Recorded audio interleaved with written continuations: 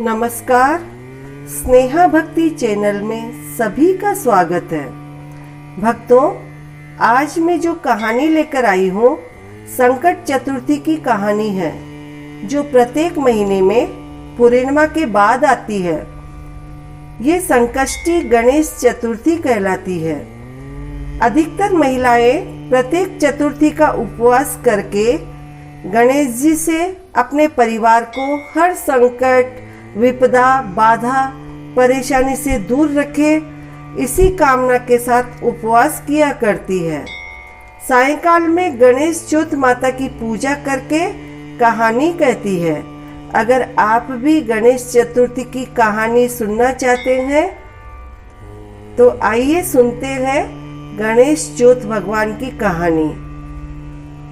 कहानी को सुनकर गणेश जी को और चौथ माता को करिए प्रसन्न और पूरी करिए अपनी मनोकामना। कहानी है, एक साहूकार के एक बेटा और एक बहू थी। बहू अपने पीहर जाती यानी अपनी माँ के घर जाती। जब पिताजी पूछते कि बेटी क्या खाकर आई है, जब वो बोलती बासी कुसी खाकर आई हूँ। ऐसा बोलते बोलते बहुत दिन हो गए। एक दिन साहूकार का बेटा अपने ससुराल गया तो उसके ससुर बोले कि आप मेरी बेटी को बासी कुसी क्यों खिलाते हो। तो बेटा अपने घर आया और अपनी माँ से सारी बात बताई और पूछा। तो माँ बोली कि मैं तो ताजा खाना खिलाती हूँ, तू चाहे तो आज देख लेना। बेटा साथ में खाना खाकर सब देख लिया कि मेरे घर में तो इसको ताजा भोजन खिलाया जाता है। एक दिन बहू का पिताजी आया और फिर वही बात अपनी बेटी से पूछा कि क्या खाई बेटी। तो बेटी बोली बासी कुसी खाई। पिता के जाने के बाद पति बहुत नाराज हुआ, बोला कि मेरे पिता को क्यों बदनाम करती है, ताजा भोजन करके बासी कुसी बताती है।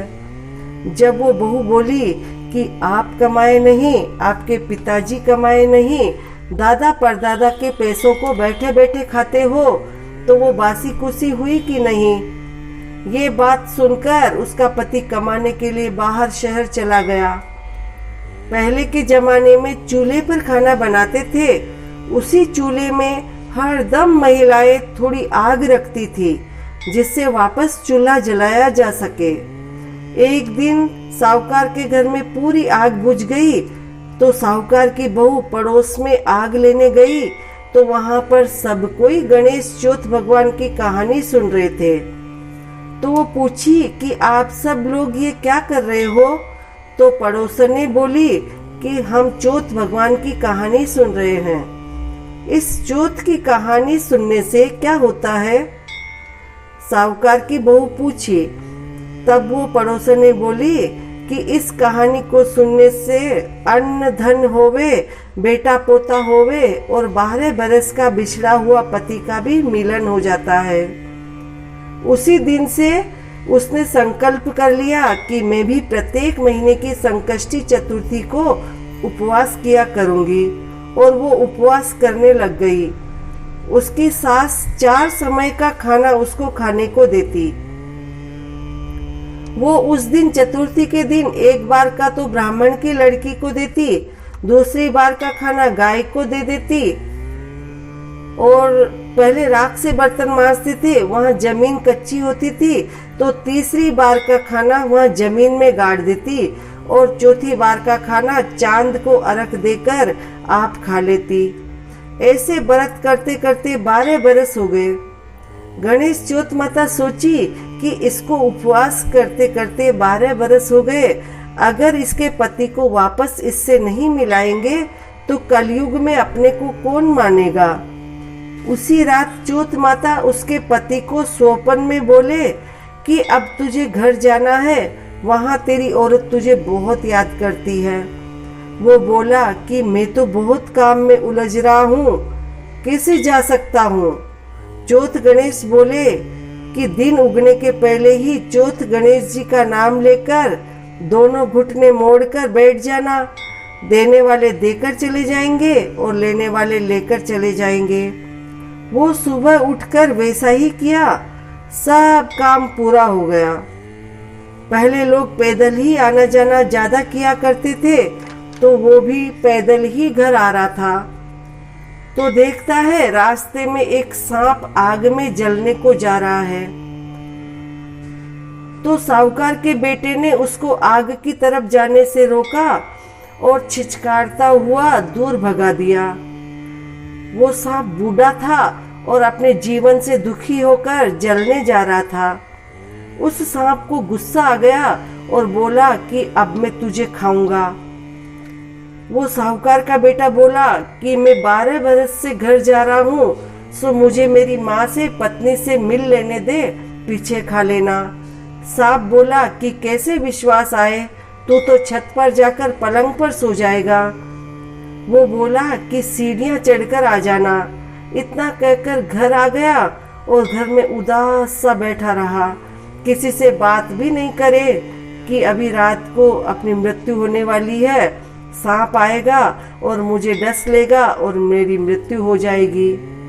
छत पर सोने के लिए गया तो एक सीढ़ी में बालू रेत, एक में दूध का कटोरा, एक में पानी का कटोरा और एक में फूल बिखेर दिया।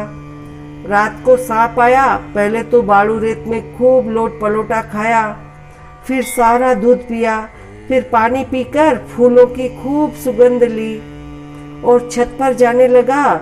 तो गणेश चौथ माता सोची कि अपन इसका संकट नहीं टालेंगे तो इस कलयुग में अपने को कौन मानेगा। इसकी पत्नी को 12 बरस हो गए अपना उपवास करते करते। गणेश चौथ भगवान उसको तलवार से मारकर ढाल से ढक दिया, पर सांप वचन को कभी खाली नहीं जाने देता।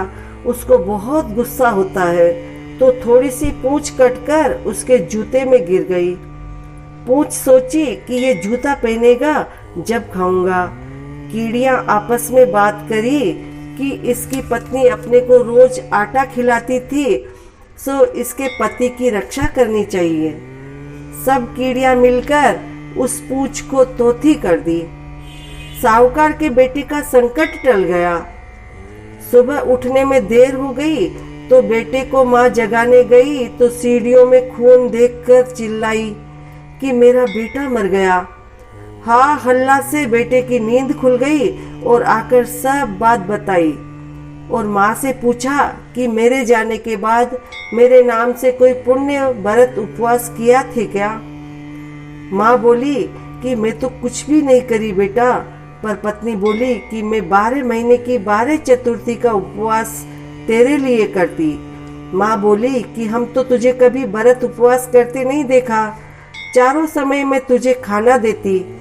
बहू बोली कि एक समय का ब्राह्मण की लड़की को देती, एक समय का गाय को देती, एक समय का राखोड़े गाड़ देती और एक समय का चांद को अर्घ देकर मैं खुद खा लेती। ब्राह्मणी की लड़की को पूछा तो बोली कि हाँ देती। गाय को पूछा तो वो भी हुकारा भर दिया। राखोड़े जहाँ बर्तन मांजते वहाँ जमीन में खोद कर देखे तो सोने के चक्कर हो गए। हे गणेश चौथ भगवान, आपकी कृपा महान है। नगर में सब जगह ढिंढोरा पिटवा दिया कि पुरुष की औरत, बेटे की माँ, सब कोई चतुर्थी का उपवास करिए। हे चौथ गणेश भगवान, जैसा साहूकार की बहू को सुहाग दिया वैसा सबको देना, कहने वाले को, सुनने वाले को, हुंकारा भरने वाले को, सब परिवार का संकट दूर करना। जय चौथ गणेश जी की। इसके बाद महिलाएं विनायक जी की कहानी सुने और कहे, भक्तों महीने की चौथ की एक कहानी और है जिसको अगले अंक में प्रस्तुत करूंगी। प्रत्येक महीने दोनों में से कोई भी कहानी सुने और गणेश चौथ माता को प्रसन्न करके अपने परिवार के संकट को दूर करें। जय गणेश चौथ भगवान की। जय गणेश चौथ माता। जय गणेश चौथ माता।